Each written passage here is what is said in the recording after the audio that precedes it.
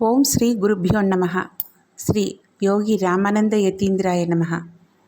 శ్రీ లాహిరి గారి జీవిత చరిత్ర 7వ అధ్యాయం మహాగురువులు. ఇందులో నుంచి మరికొంత భాగాన్ని ఈరోజు మనము తెలుసుకుందాం.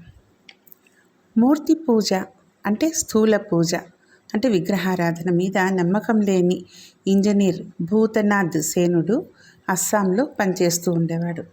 ఆయన అక్కడే ఈ గృహస్థ యోగి పేరు విని ఉన్నాడు. భారతీయ యోగ శాస్త్రాన్ని గురించి తెలుసుకోవాలని ఆయనకు గట్టిగా పట్టుదల కలిగింది. ఈ విషయంలో ఆయన చాలా పుస్తకాలు కూడా చదివాడు. కానీ చివరికి ఆయనకు తెలిసింది ఏంటంటే, పుస్తకాలు చదివి వాస్తవ ధర్మాన్ని గురించి, యోగ శాస్త్రాన్ని గురించి తెలుసుకోలేమని. ఆ ప్రాంతంలో ఉన్న అనేక మంది సాధు సన్యాసుల దగ్గరికి వెళ్ళాడు. కానీ రవ్వంత సంతోషం కూడా కలగలేదు అతనికి. ఇంకా ఏదో తెలుసుకోవాలని, ఇంకా ఏదో పొందాలని అనుకుంటూ ఉండేవాడు భూతనాథుడు. దీన్ని గురించే ఒకసారి కాశీ వచ్చాడు. యోగిరాజుల సన్నిధికి వెళ్ళాడు. భూతనాథుడు వచ్చి నమస్కారం చేసి చెయ్యంగానే యోగిరాజులు, కాశీ వచ్చారు, గంగా స్నానము, విశ్వనాథ దర్శనం చేశారా అని అడిగారు. నిరాకారవాది అయినా అంటే దేవుడు ఆకారం లేనివాడని నమ్మే భూతనాథుడు, శిలామయుడైన జడ విశ్వనాథుడి దర్శనం కోసం రాలేదండి, చిన్మయ విశ్వనాథుడి దర్శనానికి వచ్చాను అన్నాడు. దానికి యోగిరాజులు ఇలా అన్నారు, ఈ విషయంలో మీకు సరైన జ్ఞానం లేదు. ముందుగా మీరు గంగా స్నానం చేసి విశ్వనాథ దర్శనం చేసుకోండి, తరువాతే ఇక్కడికి రండి అన్నారు. భూతనాథుడు గంగా స్నానం చేసిన తర్వాత విశ్వనాథుడి గుడిలో పూజ చేస్తున్నప్పుడు విశ్వనాథుడి మూర్తి ఉండే చోట యోగిరాజుల మూర్తి కనిపించింది. ఆయన భ్రమ చెదిరిపోయింది. ఈ ప్రకారంగా వారు ప్రచురమయ్యి ఉన్న నియమాల్ని మన్నిస్తూ నడుచుకోండని అందరికీ ఉపదేశిస్తూ ఉండేవారు. ఆత్మకర్మ ద్వారా స్థితి కలిగే వరకు వ్యాప్తిలో ఉన్న నియమాల్ని మన్నిస్తూ నడుచుకోవడం మంచిదని చెప్పేవారు. మర్నాడు భూతనాథుడు తిరిగి యోగిరాజుల దర్శనానికి వచ్చాడు. యోగిరాజులు మెల్లగా చిరునవ్వు నవ్వుతున్నాడు. భూతనాథుడు నమస్కారం చేసి కూర్చున్నాడు. యోగిరాజులు అనేక తత్వ విషయాలు భూతనాథుడికి చెప్పారు. కథ చెప్పే నెపంతో కొంత ఉపదేశం కూడా చేశారు. అప్పటిదాకా భూతనాథుడు నోరు విప్పకుండా వింటూ కూర్చున్నాడు. యోగిరాజులు చెప్పడం ఆపినప్పుడు భూతనాథుడు చేతులు జోడించి ఇలా అన్నాడు, నేను తెలుసుకోవాలని అనుకున్నది ఒక కాగితం మీద రాసి జేబులో పెట్టుకున్నాను. తరువాత మర్చిపోతానేమోనని ఒక్కొక్కటే వరుసగా అడిగి తెలుసుకోవాలని నా కోరిక. కానీ ఇంతవరకు మీరు ఆ ప్రశ్నలన్నింటికీ జవాబిచ్చారు. ఇప్పుడు ఇక నేను తెలుసుకోవలసిందేదీ లేదు, సమాధానం యావత్తూ దొరికేసింది అన్నాడు. భూతనాథుడు ముగ్ధుడైపోవడమే కాదు, యోగిరాజుల దగ్గర దీక్ష కూడా తీసుకున్నాడు. యోగిరాజులు దీక్షా ప్రదానం చేసే సమయంలో భక్తుల దగ్గర మాత్రం 5 రూపాయలు, వితంతువుల దగ్గర 10 రూపాయలు ప్రాయశ్చిత రూపంలో తీసుకునేవారు. వారు జీవిత కాలమంతా ఇదే నియమాన్ని పాటించారు. అంతేకాకుండా తమ అనంతర సాధకులను కూడా ఈ నియమం పాటించమని ఆదేశం ఇచ్చారు. ఒక్కొక్కప్పుడు ఒక్కొక్క పేద భక్తుడు దీక్ష తీసుకోవడానికి వస్తాడు. కానీ అతనికి ఆ 5 రూపాయలు సమకూరే అవకాశం లేకపోతుంది. అలాంటి పరిస్థితుల్లో వారే అతనికి 5 రూపాయలు తాము అడ్వాన్సుగా ఇస్తూ ఉండేవారు. ఇది చూసి వారి భక్తుల్లో కాశీకి దూరంలో ఉండే ధనికుడొకడు దాని నిమిత్తం కాశీలో ఉండే ఒక భక్తుడి దగ్గర 100 రూపాయలు పెట్టి వెళ్ళాడు.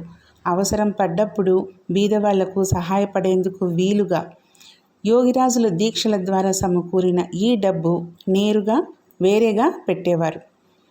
వారి గురుదేవులు బాబాజీ మహారాజ్ తమ భక్త బృందంలోని సన్యాసుల్లో ఒకరిని అప్పుడప్పుడు యోగిరాజుల దగ్గరికి పంపి ఈ డబ్బు అడిగి తెప్పించుకుంటూ ఉండేవారు. ఈ డబ్బు వారి సన్యాస బృందం వారి అవసరాలు గడుపుకోవడానికి ఖర్చు పెట్టేవారు.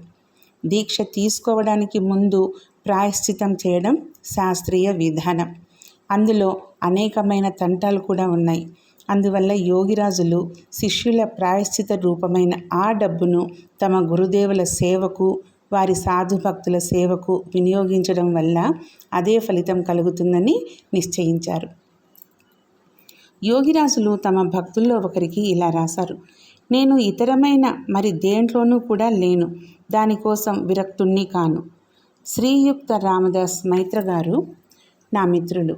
ఆయనకి నేను రాసిన ఈ ఉత్తరం చూపించి ఆయన దగ్గర భక్తి భావంతో ఉపదేశం పొందే నిమిత్తం ఆయనకి 5 రూపాయలు ప్రాయశ్చిత రూపంలో ఇచ్చి వీలున్నప్పుడు వచ్చి నన్ను కలవండి. ధర్మం అనేది నా ప్రతి ఒక్క క్రియ ద్వారా గురువాక్యం వల్ల సిద్ధిస్తుంది. మనస్సు బ్రహ్మ మీద కాకుండా మరోవైపు ఉండటం పాపం, లేకపోతే పాపం లేదు. గురుభక్తి ద్వారా సముదాయం ఏర్పడుతుంది, కానీ అది దుర్లభం. మనస్సుకు స్థిరత్వము సంయమము లేనిదే ఈ ప్రపంచంలో ఉండి పూర్తిగా ఆత్మజ్ఞానం పొందడం జరిగే పని కాదు. ఆత్మనే పరమాత్మ నారాయణుడి రూపంలో చూడటం, దాన్ని గురించి తెలుసుకోవడం, సతత ధ్రువ బ్రహ్మజ్ఞానం పొందడం జరిగిన వాడికి పాపం పుణ్యం ఏదీ లేదు. అతడు అన్నింటిలోనూ బ్రహ్మను దర్శిస్తున్నాడు. సమరూపంలో స్థితి కలగడమే కార్యం కావాలి. మాటలతో ఏదీ జరగదు, అంతా బ్రహ్మమే. నేను అన్నింటికంటే చిన్నవాణ్ణి. బాబాజీ మహారాజు అనేక మార్లు తమ బృందంలోని సాధువుల సమక్షంలో తమ ప్రియ శిష్యులైన శ్యామాచరణలను మెచ్చుకుంటూ ఉండేవారు. వారి భక్త సన్యాసుల్లో ఒకతనికి మనస్సులో ఈర్ష్య లేదా నిందాపరమైన ఉద్రేకం కలుగుతూ ఉండేది. అతను బాబాజీని ఒకసారి, శ్యామాచరణుడు గృహస్థ వ్యక్తి, మీరు ఆయన్ని అంతగా మెచ్చుకుంటారెందుకు అని అడిగాడు. బాబాజీ జవాబేమీ ఇవ్వలేదు. ఆ తరువాత కొన్నాళ్లకి దీక్షల ద్వారా సమకూరిన డబ్బు తేవడానికి ఆ సన్యాసిని శ్యామాచరణుల దగ్గరికి పంపించారు. ఆయన శ్యామాచరణుల దగ్గరికి వచ్చి ఆయన్ని పరీక్షించాలని మనస్సులోనే నిశ్చయించుకున్నాడు. శ్యామాచరణులు కూడా ఈ సంగతి తెలుసుకున్నారు. శ్యామాచరణులు కూర్చునే గదిలో ఇద్దరి మధ్య తత్వ సంబంధమైన చర్చ మొదలైంది. దగ్గరలోనే ఒక తొట్టిలో విశల్యకరణి మొక్క ఒకటి ఉంది. దాని ఆకు ఒకటి తెంపి దాన్నే ఉద్దేశించి ప్రకృతి పురుషులు, మాయా బ్రహ్మ అన్న విషయాల గురించి చర్చించడం మొదలైంది. రాత్రి ఎప్పుడు గడిచిపోయిందో కూడా తెలియనంత గంభీరంగా చర్చ సాగింది. దీన్ని గురించి ఎవరికీ గుర్తులేదు. అప్పుడు యోగిరాజులు హఠాత్తుగా, తెల్లవారింది, పదండి గంగా స్నానం చేసి వద్దాం అన్నారు. యోగిరాజులకు గల లోతైన జ్ఞానాన్ని తెలుసుకున్న తర్వాత ఆ సన్యాసి భక్తుడి భ్రమ తొలగిపోయింది. ఈ గృహస్థ భక్తులను బాబాజీ మహారాజ్ అంతగా ఎందుకు మెచ్చుకుంటారో అతనికి ఇప్పుడు అర్థమైంది. యోగిరాజుల ఇంటికి కొద్ది దూరంలోనే వారి భక్తుడు గ్వాలా జయపాల్ ఇల్లు ఉంది. అకస్మాత్తుగా ఒకసారి జయపాలుడి కొడుక్కి కలరా వచ్చింది. వాడు బతికే అవకాశం చాలా తక్కువ. పరమ భక్తుడైన ఆ పేద జయపాలుడు గురు మహారాజుల దగ్గరికి వచ్చాడు. ప్రతిరోజు మాదిరిగానే గురు మహారాజులు తమ ఆసనం మీద అరమూసిన కళ్ళతో కూర్చుని ఉండటం గమనించాడు. జయపాలుడు కొంచెం దూరం నుండే దండం పెట్టి చేతులు కట్టుకొని కూర్చున్నాడు. కొన్ని నిమిషాలు గడిచాక మహాయోగులు కళ్ళు తెరిచారు. వణుకుతున్న గొంతుతో జయపాలుడు తన కొడుకును రక్షించమని మనవి చేసుకున్నాడు. ఆ రోజుల్లో కాశీలో తీఖుర్ జిలేబీ దొరుకుతూ ఉండేది. తీఖుర్ పరికెగడ్డ జాతి పండు. అతనికి ఇప్పుడే కడుపు నిండా తీఖుర్ జిలేబీ పెట్టు అన్నారు యోగిరాజులు. జయపాలుడు వెంటనే ఆ పని చేశాడు. అతని కొడుకు ఆరోగ్యవంతుడయ్యాడు. యోగిరాజులు తమ చిన్న కూతురు హరిమోహినికి, చిన్న కొడుకు దుకోడికి విష్ణుపూర్లో వివాహాలు చేశారు. వివాహ సందర్భంగా వారు 2 సార్లు మాత్రం విష్ణుపురం వెళ్ళారు. ఆ రోజుల్లోనే అక్కడి వ్యక్తులు అనేక మంది వారి దగ్గర దీక్ష తీసుకున్నారు. క్రీస్తు శకం 1886 మే నెలలో వారు తమ చిన్న కూతురి పెళ్లి గురించి మొట్టమొదటిసారిగా విష్ణుపురం వచ్చారు. జ్యేష్ఠం 8 నాడు రాత్రి 9 గంటలకు కాశీలో బయలుదేరి రైలులో మర్నాడు సాయంత్రం 5 గంటలకు పానాగఢ్ స్టేషన్లో దిగి అక్కడి నుంచి ఎద్దుబండి మీద విష్ణుపురం చేరారు. పంచానన్ భట్టాచార్యుల వారు కలకత్తా నుంచి పానాగఢ్ వచ్చి వారిని కలుసుకున్నారు.